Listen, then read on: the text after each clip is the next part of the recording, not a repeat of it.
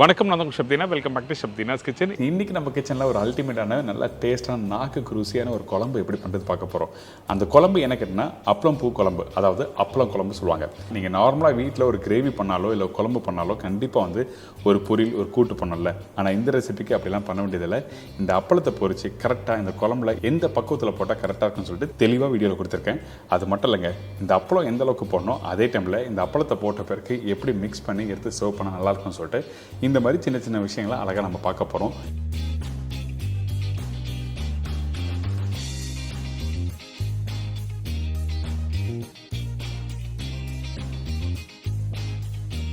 இதோட உருளைக்கிழங்கு சிப்ஸ் எப்படி பண்ணுறது பார்க்க போகிறோம்.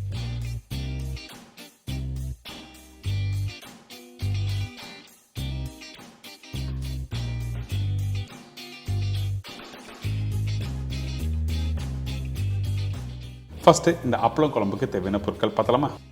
அப்பளம் 6லேருந்து 7 நம்பர், சின்ன வெங்காயம் 25லேருந்து 30 நம்பர், தக்காளி 1 நம்பர், காய்ந்த மிளகாய் 4லேருந்து 5 நம்பர், பூண்டு 15லேருந்து 20 நம்பர், புளி ஒரு பெரிய லெமன் சைஸ், தேங்காய் 4 வத்தை, மஞ்சத்தூள் 1/4 டீஸ்பூன், குழம்புத்தூள் 1 டேபிள் ஸ்பூன், கருவேப்பிலை தேவையான அளவு, கொத்தமல்லி தேவையான அளவு, சீரகம் தாளிப்புக்கு தேவையான அளவு, கடுகு 1/4 டீஸ்பூன், உப்பு தேவையான அளவு, எண்ணெய் சமைக்கிறதுக்கு தேவையான அளவு.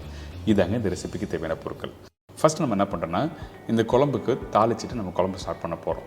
நீங்கள் நார்மலாக வீட்டில் குருமா பேஸ்லையோ இல்லை கூட்டு பேஸ்லையும் பண்ணியிருப்பீங்க. ஆனால் குழம்பு ஸ்டைலில் பண்ணும்போது அந்த புளிப்பு காரத்தோட அப்பளம் தொட்டு சாப்பிட்றதுக்கு அந்தளவுக்கு அருமையாக இருக்கும். அதனால் நம்ம என்ன பண்ணுறோம், கொஞ்சமாக எண்ணெய் சூடான பிறகு கடுகு, சீரகம், பூண்டு,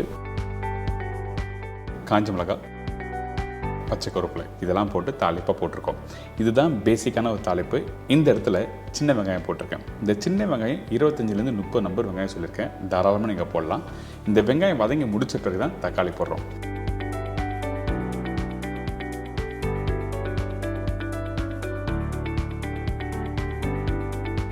இந்த ரெசிப்பியில் வந்து புளி கொஞ்சம் அதிகமாக யூஸ் பண்ணுறோம். அந்த ஒரு காரணத்துக்காக நம்ம என்ன பண்ணுறோம், தக்காளி கம்மியாக போடுறோம். தக்காளி அதிகமாக யூஸ் பண்ணால் கண்டிப்பாக டேஸ்ட் மாறும். புளிப்போட தன்மை வந்து புளியில் தான் இருக்கணும். அதனால் தக்காளி கம்மியாக போட்டிருக்கேன். சரிங்களா? இப்போ இந்த தக்காளி போட்ட பிறகு நல்லா வதங்க ஆரம்பிக்கணும். அதாவது வெங்காயமும் தக்காளி நல்லா வதங்கி முடிச்ச பிறகு தான் அடுத்த ஸ்டேஜ் போகணும். இப்போ கொஞ்சம் மஞ்சத்தூள் போட்டிருக்கேன். இதோட உப்பு போட்டிருக்கோம். இதெல்லாம் போட்டு திருப்பி நல்லா வதக்க ஆரம்பிங்க. அப்படி பண்ணால் தான் அந்த கிரேவியில் வந்து வெங்காயம் தக்காளி அதிகமாக தெரியாது. கிரேவியோட டெக்ஸ்சர் ஸ்மூத்தாக கொடுக்கும்.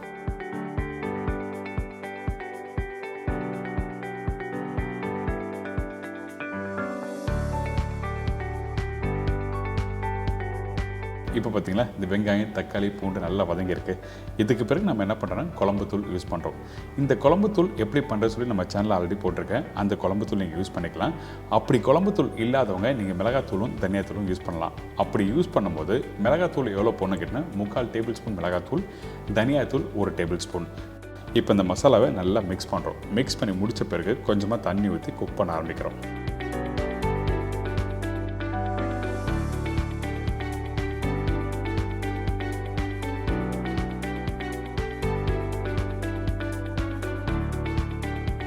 இப்போ அந்த மசாலா பார்த்தீங்கன்னா ஒரு 2 நிமிஷம் கழிச்சு பார்க்கும்போது அந்த எண்ணெய் மேலே வர ஆரம்பிக்கும். அதாவது அந்த மசாலா குக் பண்ண கெட்டியாகும். அதுக்கு பிறகு இந்த மாதிரி எண்ணெய் வரும். இந்த மாதிரி ஸ்டேஜ் வந்த பிறகு நம்ம என்ன பண்ணுறோம், புளி தண்ணியை இதில் யூஸ் பண்ணுறோம். புளி நல்ல ஒரு பெரிய லெமன் சைஸ் அளவுக்கு நீங்கள் போட்டால் தான் கரெக்டாக இருக்கும். காரத்துக்கு ஏற்ற மாதிரி புளிப்பு சொல்லியிருக்கேன். இந்த புளி தண்ணி ஊற்றின பிறகு நம்ம தண்ணி தாராளமாக யூஸ் பண்ணுறோம். அதாவது 5 டம்ளர் அளவுக்கு தண்ணி யூஸ் பண்ணுறோம். பெரிய டம்ளர் வீட்டில் இருக்குல்ல, அந்த டம்ளர் யூஸ் பண்ணுங்கள். தண்ணி அதிகமாக ஊற்றி நீங்கள் நல்லா மிக்ஸ் பண்ணிட்டு அதுக்கப்புறம் ஒரு 10 நிமிஷம் நல்லா கொதிக்க வேணும். அப்போ தான் இந்த குழம்பு வந்து நல்லா கொஞ்சம் திக்கான ஒரு டெக்ஸ்சர் வரும். அதே டைமில் அந்த புளிப்போட பச்சை வாசனை இருக்காது, புளிப்போட பச்சை டேஸ்ட்டும் இருக்காது. இப்போ நல்லா கொதிச்சு வருது பார்த்தீங்களா, இந்த மாதிரி தான் கொதிச்சு வரணும்.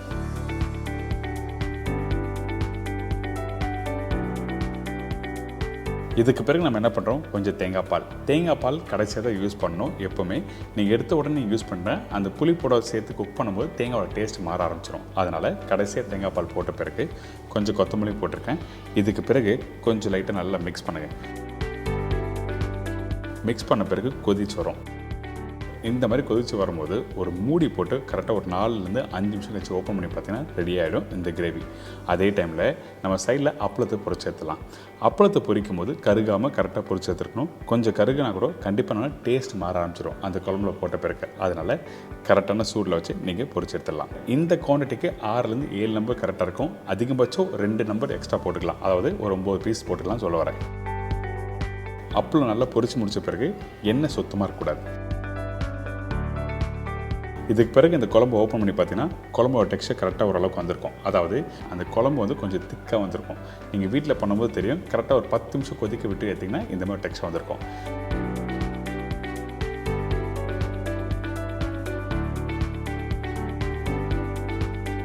இதுக்கப்புறம் நம்ம என்ன பண்ணுறோம், இந்த அப்பளத்தை உடச்சி போடுங்க. இந்த அப்பளத்தை உடச்சி போடும்போது ரொம்ப தூளாக போட வேண்டாம், 1/4 இல்லை 1/6 உடச்சி போடலாம். ரஃபாக உடச்சி போடுங்க.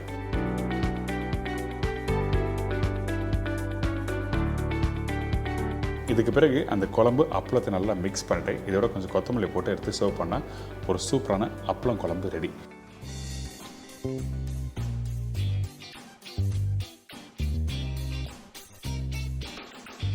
பார்த்தீங்களா, இன்றைக்கி ஒரு அல்டிமேட்டான ஸ்டைலில் அப்பளம் குழம்பு உங்கள் வீட்டில் நீங்கள் பண்ணும்போது பொரியலோ கூட்டம் எதுவும் பண்ண வேண்டிய அவசியமே இல்லை. இந்த மாதிரி மெத்தடில் பண்ணும்போது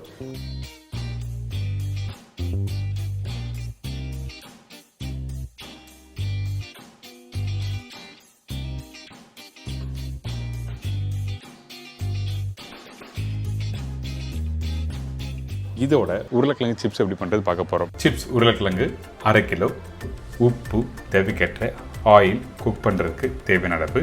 இதாங்க இந்த ப்ரிப்ரேஷன் தேவையான பொருட்கள். நீங்கள் கடையில் வாங்கும்போது நார்மலாக யூஸ் பண்ணுற உருளைக்கிழங்கு கண்டிப்பாக யூஸ் பண்ணக்கூடாது. சிப்ஸுக்காக யூஸ் பண்ணுற கிழங்குன்னு சொல்லி மார்க்கெட்டில் கேட்டு வாங்குங்க. அப்படி இல்லையா, உங்கள் வீட்டு பக்கத்தில் இருக்க சிப்ஸ் கடை இருக்குல்ல, அந்த கடையில் போய்ட்டு நீங்கள் 1/2 கிலோ சிப்ஸுக்காக யூஸ் பண்ணுற உருளைக்கிழங்குன்னு சொல்லி கேட்டு வாங்கினீங்கன்னா கண்டிப்பாக தருவாங்க. நிறைய பேர் தரமாட்டாங்க, பட் ரிக்வெஸ்ட் பண்ணுங்கள். இந்த கிழங்கை நீங்கள் நார்மலாக வாழைக்காய் பஜ்ஜி செய்வீங்கள்ல, அதே மாதிரி சீவணும். சீவிட்டு எடுத்திங்கன்னா நல்லா மெலிசாக இருக்கும். இந்த உருளைக்கிழங்கு இந்த மாதிரி மெலிசாக சீவிடணும். அப்போ தான் ஆயில் ஃப்ரை பண்ணும்போது கரெக்டாக இருக்கும். ஃப்ரை பண்ணுறது 2 விதமாக ஃப்ரை பண்ண போகிறோம். நான் இப்போ வந்து டேரெக்டாக எண்ணெய் கடை சூடாக இருக்குல்ல, இந்த சூடான எண்ணெய் கடையில் அப்படியே டேரெக்டாக வந்து ஸ்லைஸ் பண்ணி போடுறேன். இந்த மாதிரி போடும்போது கொஞ்சம் அந்த ஆவி மேலே வரும். அந்த டைமில் கை சூட ஆரம்பிக்கும். உங்களால் முடிஞ்சால் இந்த மாதிரி பண்ணுங்கள். அப்படி இல்லைன்னா நீங்கள் நல்லா ஸ்லைஸ் பண்ணிவிட்டு அதுக்கப்புறம் எண்ணெயில் 1 by 1 ஃப்ரை பண்ணலாம். இதுக்கப்புறம் ஃப்ரை பண்ணுற டைமில் உருளைக்கிழங்கு கொஞ்சம் வெந்து வர டைமில் நம்ம என்ன பண்ணுறோன்னா கொஞ்சம் சால்ட் வாட்டர் ஆட் பண்ணுறோம். அதாவது 1 டீஸ்பூன் அளவுக்கு 1/2 டம்ளர் தண்ணி ஊற்றி நல்லா மிக்ஸ் பண்ணுங்கள். அந்த சால்ட் கரைஞ்சி வர டைமில் கொஞ்சமாக எடுத்து எண்ணெயில் ட்ராப் பண்ணணும். அப்படி பண்ணும்போது என்ன ஆகும் கேட்டிங்கன்னா, அந்த சால்ட் வந்து ஈவனாக வந்து கரெக்டாக மிக்ஸ் ஆகிருக்கும் இந்த உருளைக்கிழங்கில். அதே டைமில் நீங்கள் பொட்டேட்டோ சிப்ஸ் ஆயிலில் ஃப்ரை பண்ணும்போது ஒரு வாட்டியும் வந்து சால்ட் வாட்டர் போடாது. ஒரு வாட்டி போட்டிங்கன்னா 2 வாட்டி நீங்கள் ஃப்ரை பண்ணால் உங்களுக்கு சால்ட்டோட தன்மை கரெக்டாக இருக்கும்.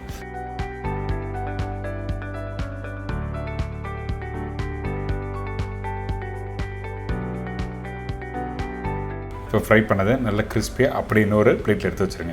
ஃப்ரை பண்ணி முடித்த உடனே நீங்கள் சாப்பிட்டீங்கன்னா கொஞ்சம் லைட்டாக சாகியாக இருக்கும். அதனால் ஒரு 2 செகண்ட் டைம் விட்டு அதுக்கப்புறம் எடுத்து சாப்பிட்டு பாருங்கள், நல்லா கிறிஸ்பியாக இருக்கும். இப்போது ஏற்கனவே நம்ம ஸ்லைஸ் பண்ணி வச்சுருக்க அந்த உருளைக்கிழங்கு ஒன்றா போட்டு அப்படியே ஃப்ரை பண்ணலாம். இந்த ஒன்றா போட்டு ஃப்ரை பண்ணும்போது சம்டைம் உருளைக்கிழங்கு ஒன்று ஒட்ட ஆரம்பிக்கும். அந்த டைமில் சில உருளைக்கிழங்கு கிறிஸ்பியாக இருக்காது. அதனால தான் நம்ம டேரெக்டாக ஸ்லைஸ் பண்ணி ஃப்ரை பண்ணணும்னு சொல்கிறேன். அப்போ தான் கிறிஸ்பியாக இருக்கும். உங்களால் முடிஞ்ச வரைக்கும் நீங்கள் ட்ரை பண்ணி பாருங்கள், ரொம்ப சூப்பராக இருக்கும்.